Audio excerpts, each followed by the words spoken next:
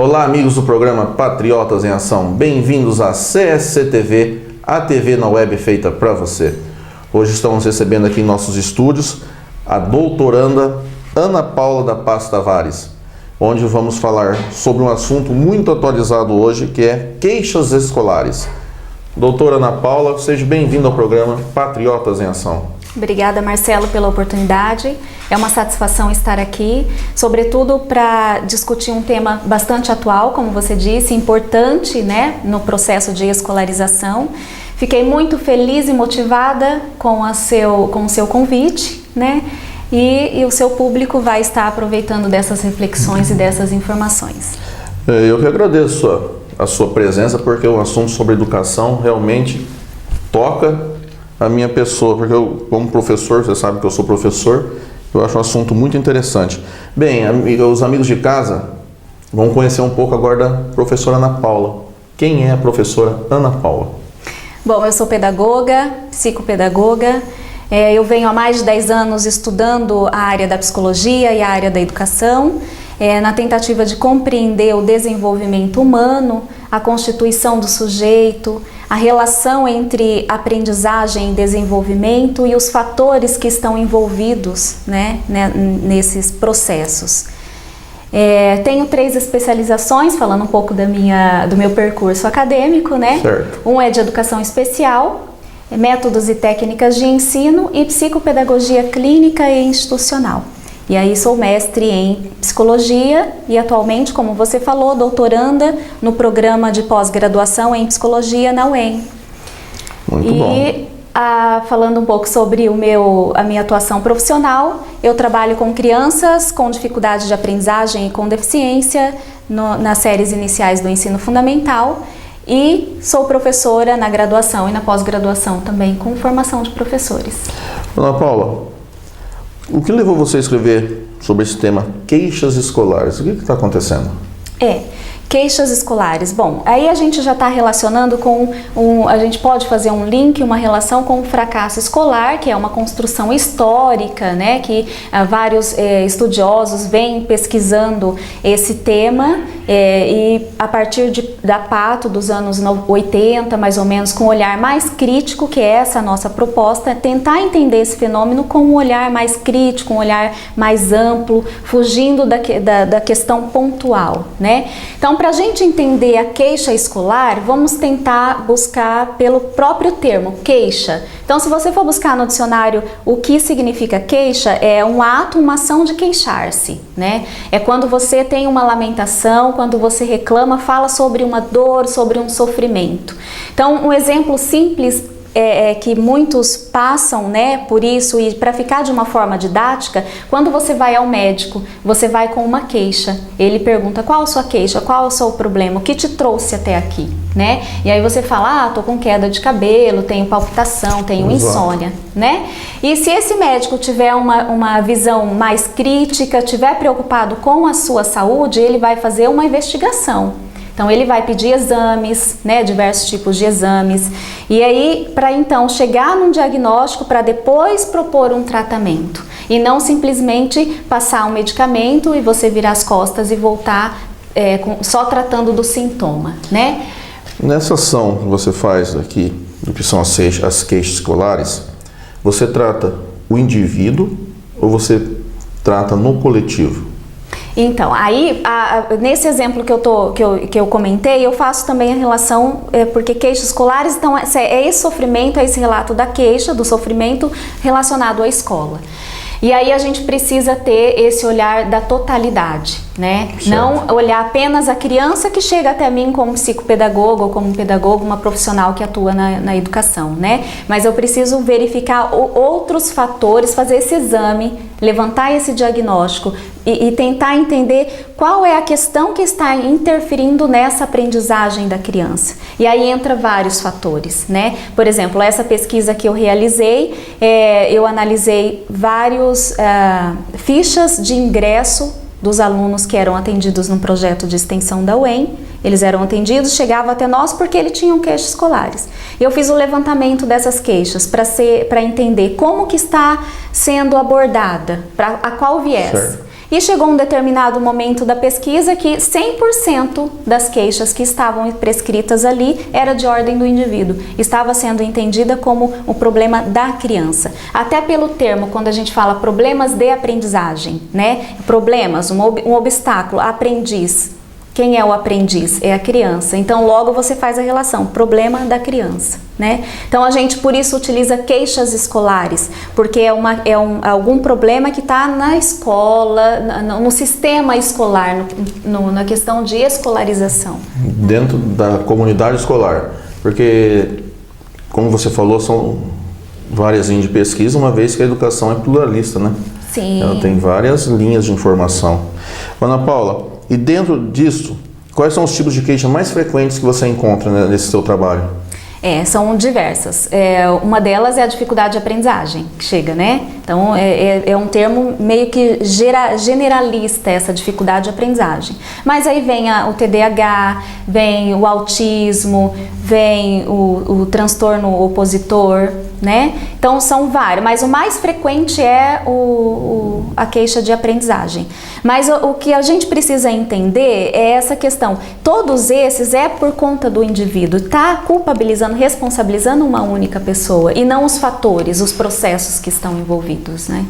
Certo, mas nessa situação de você identificar esses pontos, você identifica ali também a situação dele em família, ele na rua com os amigos, ele dentro da sala de aula, ele com os pais, no caso, se os pais são separados, influi nisso, se ele vive com a avó, se ele vive com o tio, tudo isso influencia nesse aprendizado? Pode estar influenciando nesse aprendizado, né? Só que a gente busca, assim, não só diagnosticar, mas diagnosticar para saber o que fazer, né? Por exemplo, chegou uma criança para mim, estava no 3º ano, não estava alfabetizada.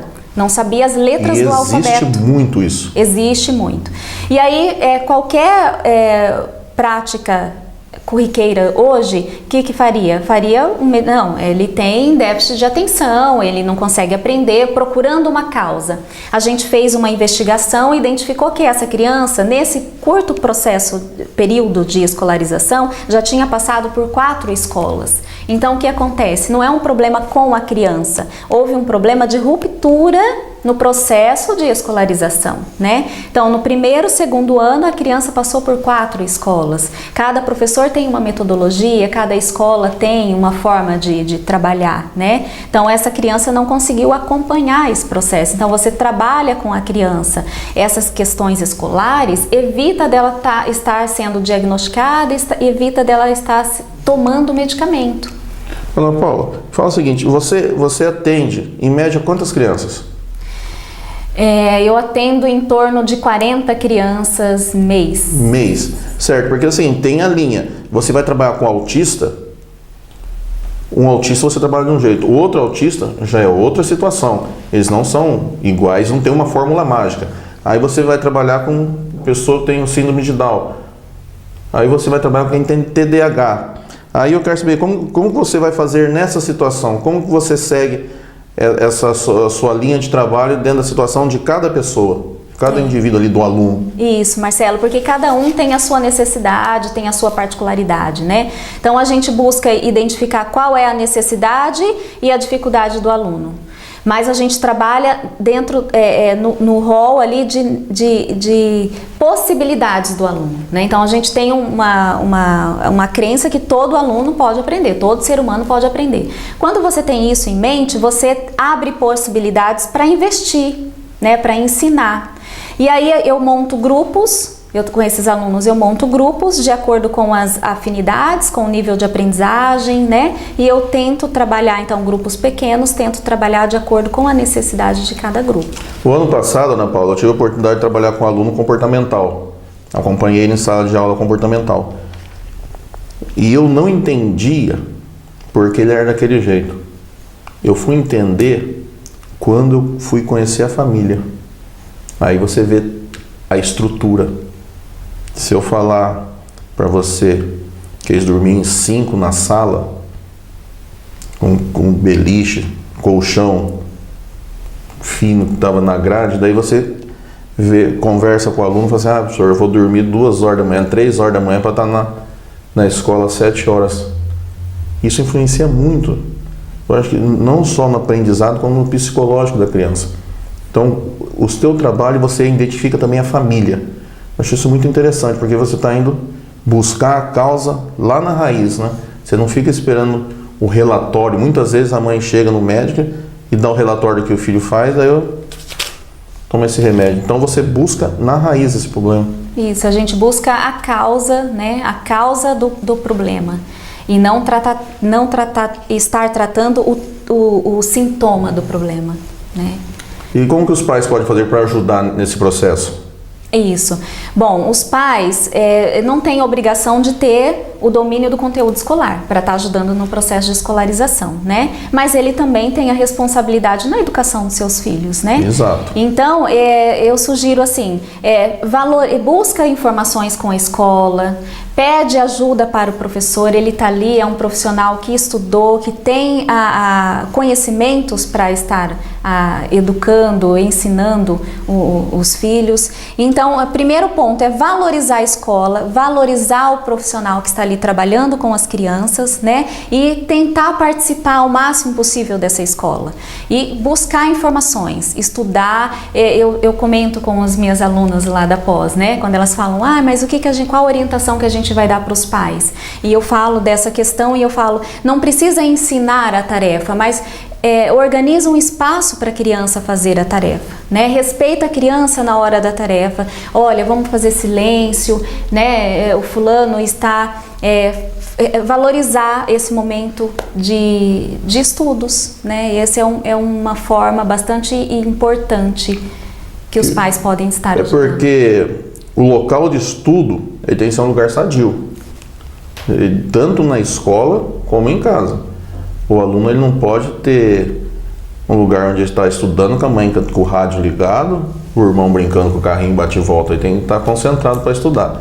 Você dá todas essas orientações, os pais? Sim, todas essas orientações, sim. E vamos dar um exemplo simples. Eu gosto de trabalhar com exemplo, certo, né? Por exemplo, tem a mãe que gosta da novela e no momento da novela tem um som alto, a criança tá falando alto, ela não vai conseguir se concentrar para fazer aquilo que ela quer fazer. A mesma coisa a criança.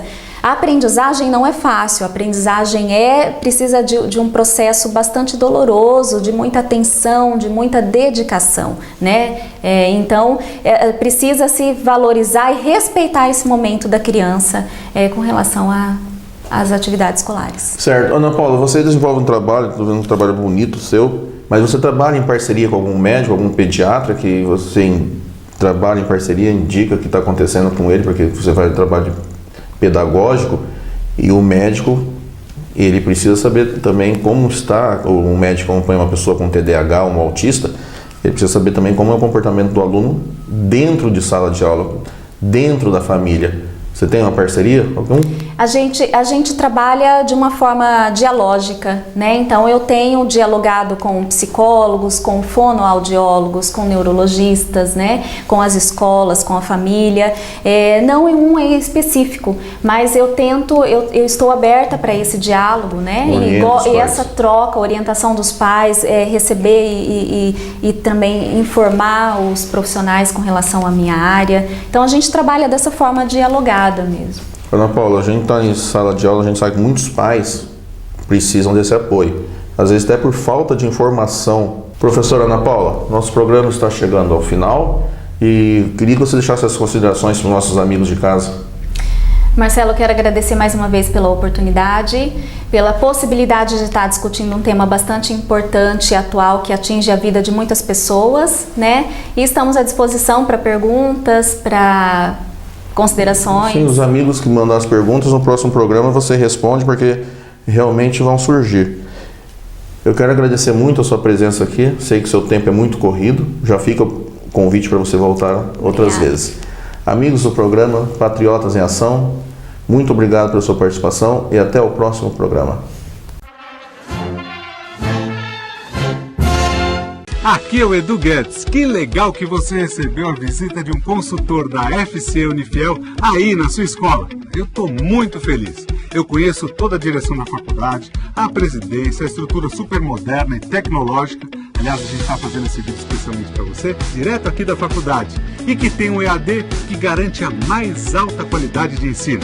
Então, ligue agora para o consultor que te visitou, agarre essa oportunidade e matricule-se já. Um beijo para todos vocês, professores, que têm o meu carinho e minha admiração também. FCE Unifiel, a evolução da educação, a escolha certa para o seu sucesso.